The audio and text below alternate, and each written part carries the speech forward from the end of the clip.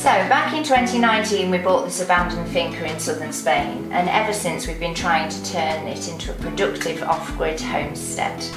Growing food here is one of our biggest challenges, so we thought we'd start an ongoing series showing what crops we can grow and how we do it in this semi-desert climate. Today we're going to show you what survived the long hot summer.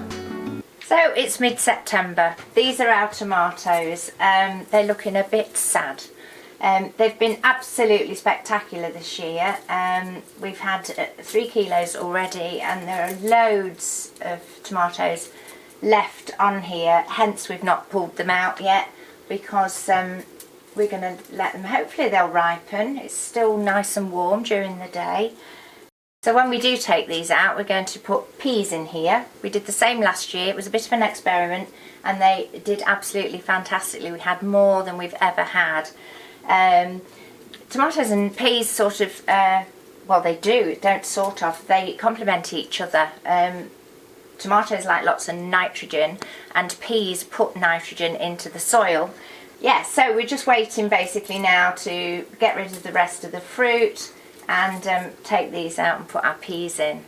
This is the last of our melons. We've had lots this year and they've been much better than last year, much bigger. The plant itself is looking very sad now. Again, that needs to come out.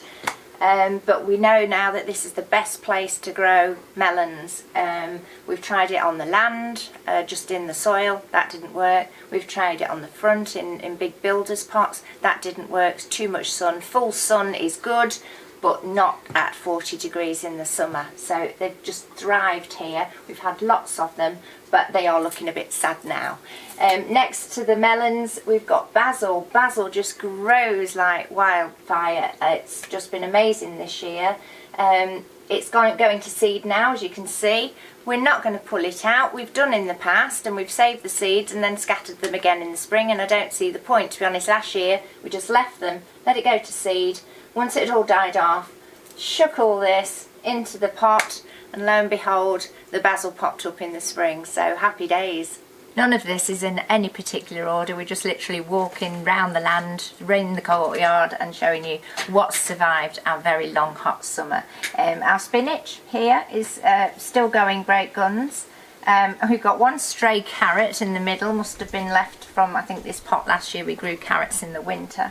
But that's still looking nice and healthy. Cactus, of course, will grow in this climate, no problem at all. But I just wanted to share with you, this is our 6th flower, or these 2 made 6. We had 4 earlier on in the year. They only normally flower once, for one day, once a year. So very happy with that, very happy. He's obviously very happy in the courtyard here. Our rocket has been brilliant this year. I've been picking this all summer, having it with my egg mayonnaise sandwiches, and now BRTs, bacon rocket tomato sandwiches. Still loads on it. Just keep picking it, just keeps coming back. Excellent. These are our pepper plants. They've done absolutely fantastically this year despite the very hot summer. Just picked these for dinner. We tend to find that early season the peppers grow a lot bigger as it gets later in the year. They don't get so big and then they start to ripen, so we've been picking them at this sort of size because we prefer green to red. We're going to overwinter these as we've done in the past. By overwintering them, it means that you get lovely peppers early season, sort of April, May time, as opposed to having to wait till June, July. I'll show you how to overwinter them on another video, an up and coming video, so watch this space. Down the back of the house now, this area gets sun at this time in the afternoon. It's late afternoon here, which the potatoes seem to love. We've had a great crop this year. These are dying off now, they're ready for picking, but we've still got lots of potatoes in the house, so we're going to stop watering them now and just leave them in the soil. They're better in the soil than in the open air where they tend to turn green if we can't eat them quick enough. Over this side we've got leeks, which first year we've been successful with leeks. We planted a load of seeds. They were all too close together. After we'd picked, I think it was our Brussels was in here last winter, we've pulled out the leeks, replanted them space apart, and they're going great guns now, so that's fantastic. This tomato, don't even know where it's come from, must have been in the compost. It seems to be very happy, it's got lots of flowers, so although it's late season, we're just going to leave that and see what happens. We may or may not get tomatoes. In front here we've got cauliflowers. We planted these last October. They've done absolutely nothing, albeit they're in small pots and they probably need repotting. But all of a sudden now, the last few weeks, they've started to grow. So we're going to leave them and see what happens. You never know, we might have cauliflowers, but at least they've survived the summer. They've not frazzled up and died. Of course, one thing we don't need to worry about is growing our eggs. We've got our beautiful hens here that have done a very good job for us all summer.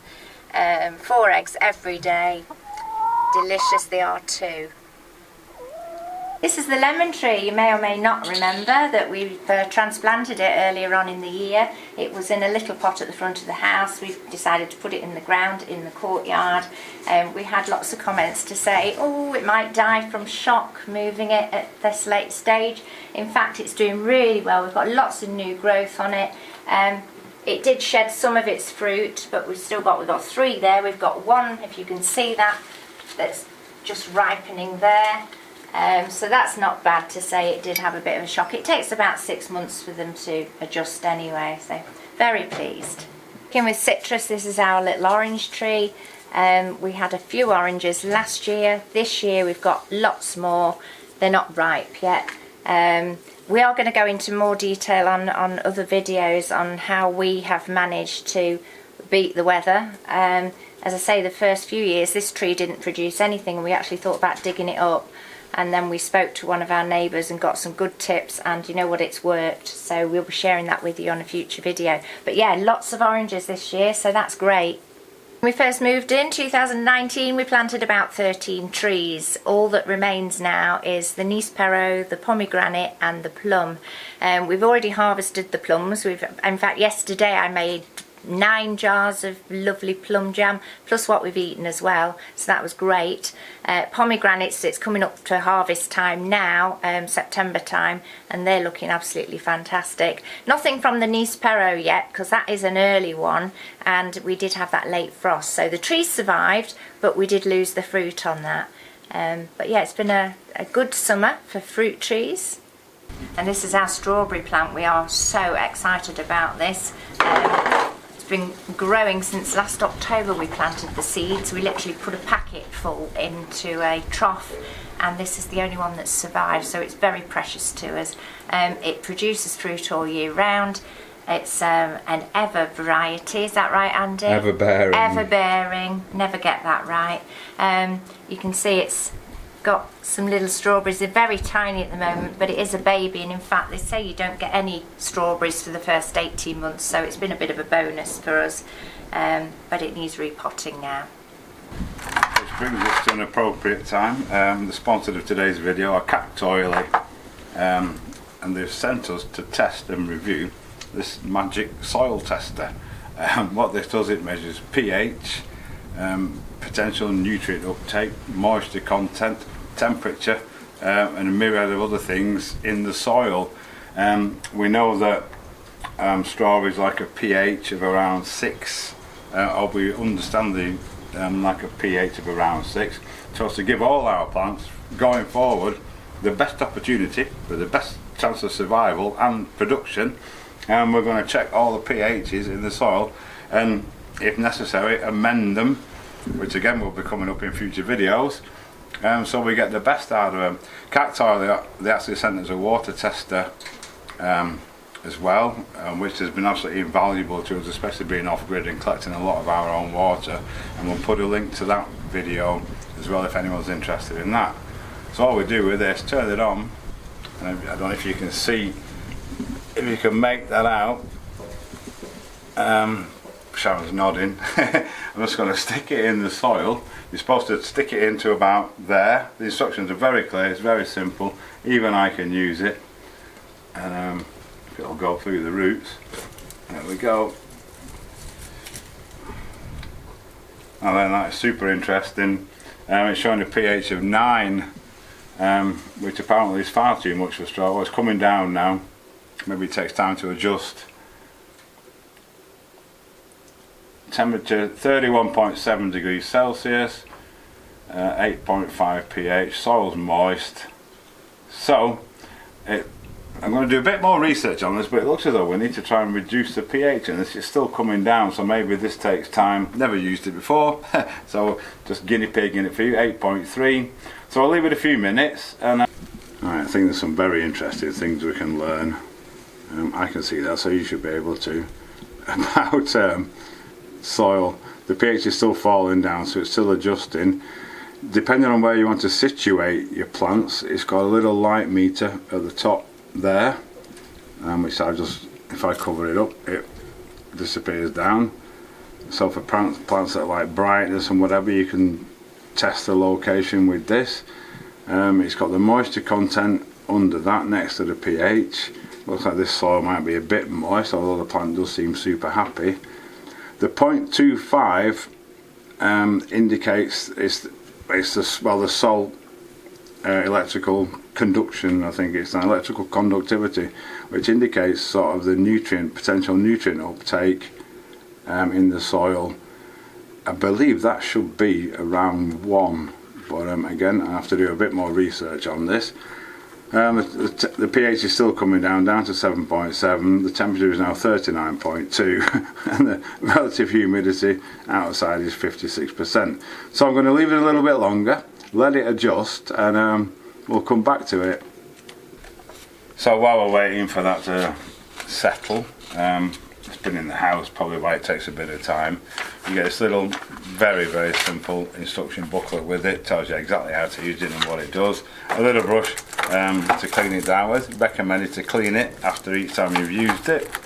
If it's left in the soil for any extreme length of time, they recommend recalibrating it, and for that you get these little sachets. You can see them, that you set them up in a sequence, put them in water, dip the thing in, stick it on calibration setting, and it'll recalibrate itself, which is brilliant. Also as well, if you've got it in a place that's awkward, it's got a little lock temperature button, lock button on it. You just press that, and you don't have to be bending down trying to see it. You can just lock it and lift it out, and the display will stay on the thing. So it's still settling. So yeah, we'll come back to you in a second. So as you can see, in the case of our strawberry, the pH is 6.9, which is possibly a little bit high, I believe, or 7 even there. Strawberries like between 6 and 6.5. The EC is 0.7. Soil temperature is 36.6 degrees. Relative humidity 53%. And it looks as though the soil might be a bit wet. So here's our bag of compost. If you ever wondered what these numbers mean on a bag of compost, well, we'll go through it now. The pH is there. pH is, if you can make that out, I can't tell, the bag's a bit battered, 6.5. The CE, which in Spanish, or the EC, electrical conductivity I think it stands for, is 1. So this looks pretty good. So this is the new trough we bought. Put some donkey poo, we've still got some left, believe it or not, in the bottom there, just to take up a bit of space. We're not sure whether we're going to be compost, hopefully we will. Get it in there, and then we can test the pH afterwards and do what we need to do to make it the right one.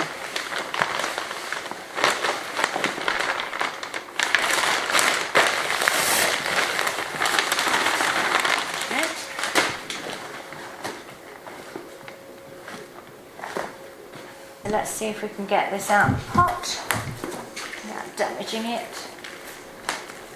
With the squeeze, should, I reckon.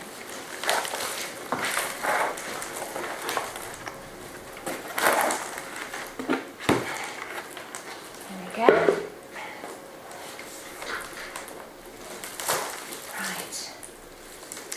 I'm just looking because apparently if you separate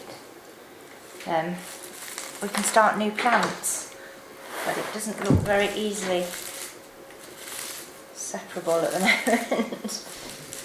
So Well, we're not going to do rather that. rather than disturb We it. don't want to disturb it. It seems to be doing... Do you want this? It seems to be doing really well. Hands. Just dig a big well for it and pop it in. Is that big enough? Yes. At least so. it's still in its original soil. Yeah, that's the good thing, isn't it? Smash it down.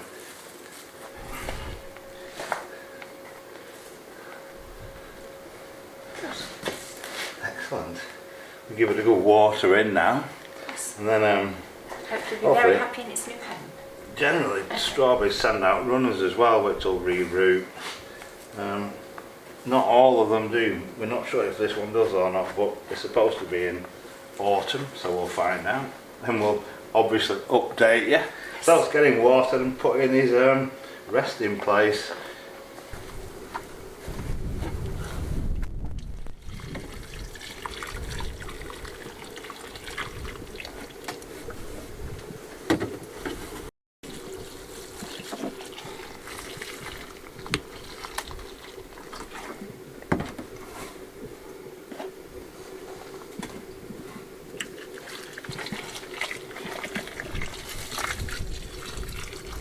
So there we go. We'll test that again in the morning, give them moisture and every chance to run through it and settle. But yeah, absolutely fantastic little thing.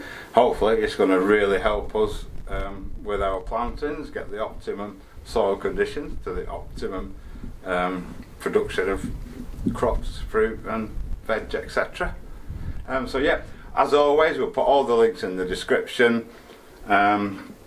Right down below underneath the video in the title, and as I said also we'll put a link to the video for the water tester by the same people, Cactoily, as well, because that has been absolutely invaluable to us as well. So, another good job well done. Yes, we hope he's very happy there. Indeed, we've been meaning to repot it for a long time, so we've done it today. And there's a reason it is where it is. Yes, indeed. Originally, when it was in his little pot, was on the front of the house. It's just a leaf. It was just a leaf. And it was thriving, did really well in spring, but come July and August was looking a bit poorly, so that's when we moved it to the stable. It does need full sun, early season, sort of in the spring, to produce the fruit. However, when it's very, very hot, it needs some protection. It just scorched all the leaves, and we managed to bring it back. But yeah, obviously having that roof over the shelter, that overhang, means that in the high season the sun is high up in the sky, and that gives it some shade.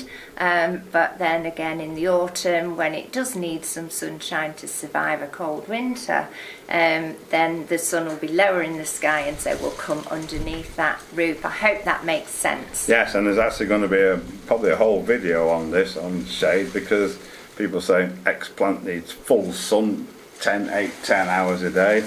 Yeah. We've discovered in certain parts of the world maybe, but certainly not here. Definitely. So we're going to be sharing all our advice for successful growing in an arid semi-desert climate, which is what we live in. Yeah. So on that note, we'll say thank you so much for watching. Hope you found this video interesting and informative. Yes. The first in our series of how to be self-sufficient in a semi-arid, as much as possible arid anyway. climate. And we'll see you next time.